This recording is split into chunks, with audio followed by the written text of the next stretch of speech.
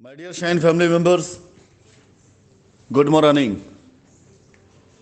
Shine family members, ये शायद आप लोगों ने इस पोस्ट को पढ़ा हो। तकरीबन 19 घंटे पहले ये पोस्ट डाली गई थी उस बेईमान और कमकल शख्स की तरफ से जिस बंदर के हाथ में आप सभी लोगों ने अस्तूरा दे दिया था, और ये खतरा आप ही ने अपने सर पे लिया था।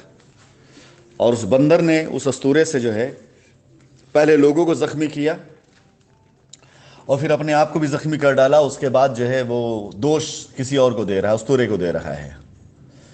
जब अस्तूरा चलाना ही नहीं आता है तो उसको लेने की क्या आवश्यकता थी। फिलहाल इस पोस्ट पर बात करने के लिए मैंने ये वॉइस नोट मैं नहीं डाल रहा हूँ, बल्कि कुछ और भी इंफॉर्मेशन जो मैं आपको देना चाहूँगा आज।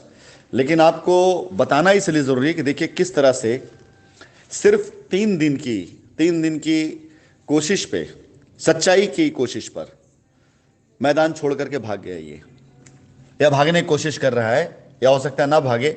इस वॉइस नोट के बाद फिर उसको जोश आ जाए कि नहीं अब मैं ऐसा करूंगा वैसा करूंगा। मैं चाहता हूं मैदान में रहें ये लोग, मैं ये चाहता हूं कि मैदान में रहें, क्योंकि इनके पास सच की कोई चीज़ नहीं है। सच लेकर सामने आए ना, सच लेकर सामने आए, मैं साथ दूंगा। और सच को छोड़ करके यदि कुछ करेंगे तो मैदान छोड़ के भागना ही भागना पड़ेगा इनको। वो मेरी कोशिश या किसी की कोशिश से नहीं। जिन लोगों का ये नाम लेते हैं कि 2-4 लोगों का नाम, उनमें से शायद 1-2 को मैं जानता हूं, बाकी किसी को मैं जानता भी नहीं हूं। और जानता ही हूं मैं सिर्फ इसलिए क्योंकि 2-4-6 महीने पहले, 1 साल पहले कभी बात हुई हो किसी सिलसिले में। फिलहाल ये सिर्फ अभी एक शख्स और उस शख्स का अंजाम है जिसने गलत किया। इसने गलतियां क्या क्या करी मैं आपको बताता हूं। इसने कस्टमर से झूठ बोल करके नेता बनने के चक्कर में उल्टे सीधे शब्द बोले मेरे बारे में कि वो मुझे खींच के लाएगा, ऐसा करेगा वैसा करेगा, पता नहीं क्या क्या करेगा।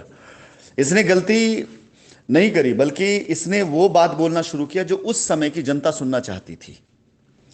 इसने जो है वही बात बोली जो जनता सुनना चाहती थी। इसकी कैपेसिटी नहीं थी सब काम करने की, लेकिन इसने नेता बनकर के वो बात बोलना शुरू कर दिया जो जनता सुनना चाहती थी। और ये जनता की नज़रों में ये लगने लग गया कि भाई अब यही एक मसीहा यही काम करवा सकता है। और गलत काम इसने ये कर डाला कि इसने कोई इसके पास कैपेसिटी नहीं थी, कोई क्षमता नहीं थी, उसके बाद भी ये लगातार वो बातें बोलता रहा जो ये नहीं कर सकता था, जो इसके औकात के बाहर था। विश्वास जानिए, इन जैसे लोगों का अस्तर नहीं कि मैं इनके लिए कुछ करूं या इनके पीछे मैं पड़ूं। इनका कतई कोई अस्तर नहीं है। अब से तकरीबन 1 साल से ज़्यादा समय, और उससे पहले जब मैं इसको जानता तक नहीं था, एक बार मैंने सिर्फ इसको इसलिए फ़ोन कर दिया था क्योंकि तब मुझे पता भी नहीं था कि ये इस तरह की हरकतों में लगा हुआ है, नहीं तो मैं कभी फ़ोन नहीं करने वाला था। उस वक्त किसी ने मुझे बताया कि ये शख्स लोगों को गालियां दे रहा है, लोगों को धमका रहा है, लोगों को उकसा रहा है। और उस समय मैं पूरी तरह से प्रयास में लगा हुआ था कंपनी खड़ा करने के लिए, और कंपनी के प्रेसिडेंट के भरोसे पर मैं कई चीज़ें करता जा रहा था।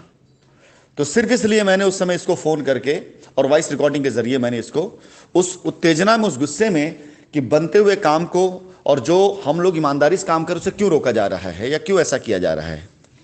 लेकिन जब उसके बाद मुझे पता चल गया तो इस गलीज इंसान के पास तो कभी मेरा फ़ोन भी नहीं गया, ना मैंने कभी इस इंसान को, इस शख्स को कभी नाम संबोधित किया, और आज भी मैं इसको नाम से संबोधित नहीं करता हूं।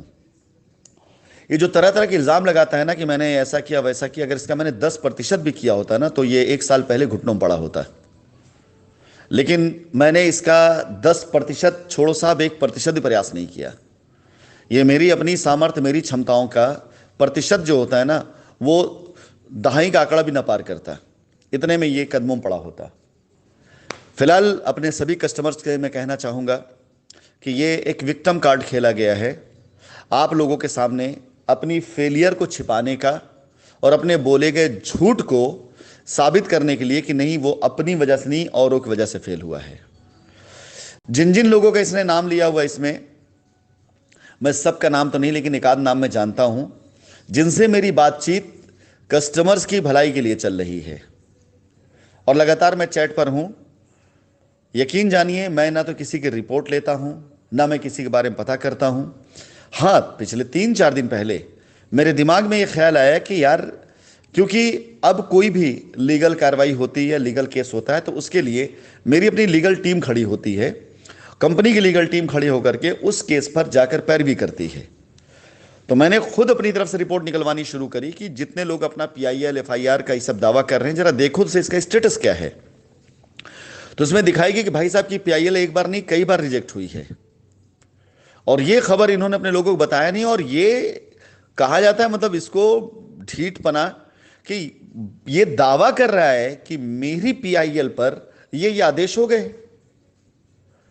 तो ये खराब लगता है कि साहब पब्लिक आप पर भरोसा करती है, आप पे विश्वास कर रही है, आपको पैसे दे रही है, आपके लिए नारे लगा रही है, और आप बार बार रिजेक्ट हुई पीआईएल के आधार पर आप लोगों से यह कह रहे हैं कि आपके उस पर, तब तो आप खेल कर रहे हैं।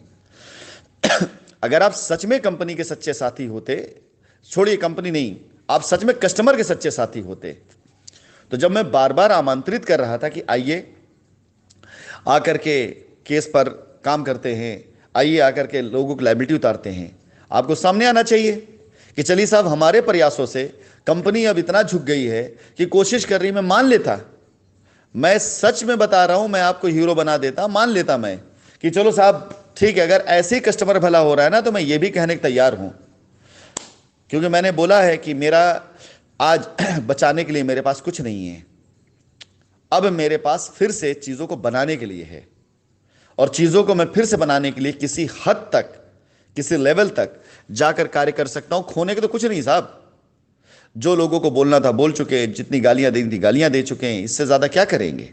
हां, बारी एक एक करके सबकी आएगी, हिसाब और जवाब तो सबको देना पड़ेगा।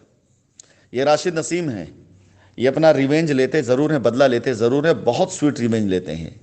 इतना मीठा मैं बदला लेता हूं कि सामने वाले को समझ नहीं आता है कि सहलाए या रोए या गाए, ये क्या करे समझ नहीं आता है।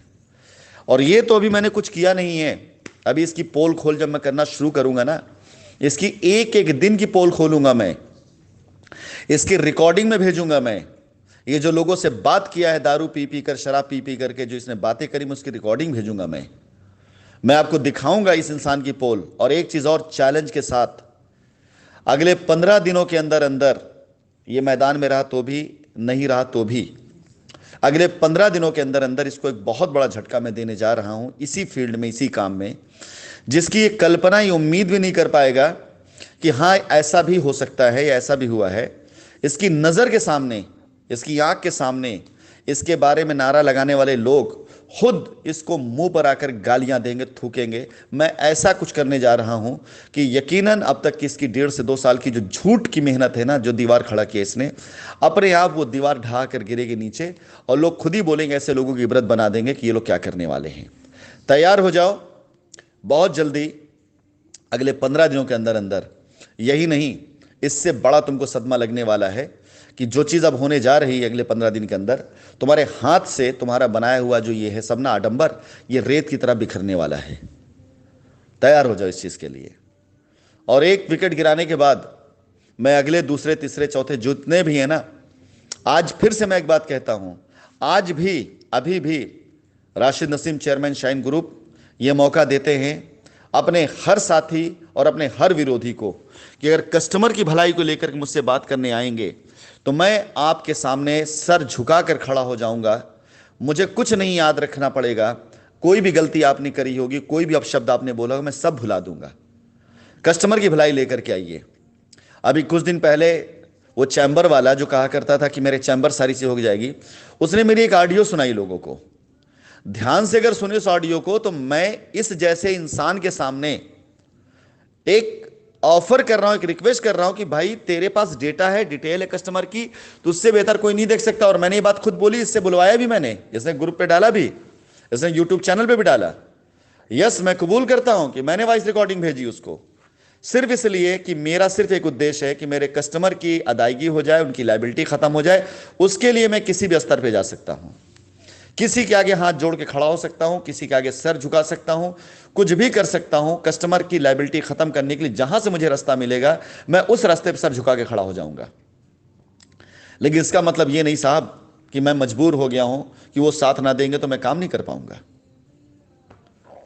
My dear shine family members, ये जो चीज़ें की जा रही हैं सिर्फ विक्टिम कार्ड खेला जा रहा है और दिखाने के लिए, लोगों को बताने के लिए कि इनको 2 महीने का समय दे दिया जाए, 2 महीने के अंदर आपकी लाइबिलिटी कंपनी ऐसे ही ख़त्म कर देगी। तो ये बता देंगे कि मैंने कराया है, मेरी तरफ से हुआ है।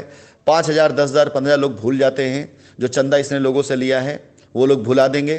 फिलहाल मैं बता दूं आप लोगों को कि आपकी सारी की सारी पीआईएल में जो ओवरऑल खर्चा आया है वो मैक्सिमम 25,000 रुपये से ज़्यादा नहीं आया होगा।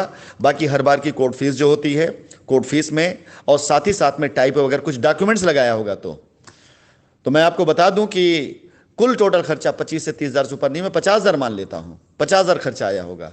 उड़ाकर मैं 1 लाख मान लेता हूं, इससे ऊपर तो बेटा खर्चा नहीं आया होगा, मुकदमा हम भी लड़ रहे हैं।